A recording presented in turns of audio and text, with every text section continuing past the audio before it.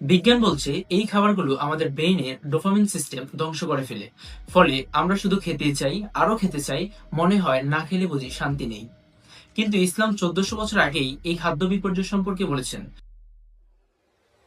নবী করিম সাল্লাল্লাহু আলাইহি সাল্লাম বলেন, আদম সন্তানের পেটের চেয়ে ভয়ঙ্কর আর কোনো পাত্র নেই।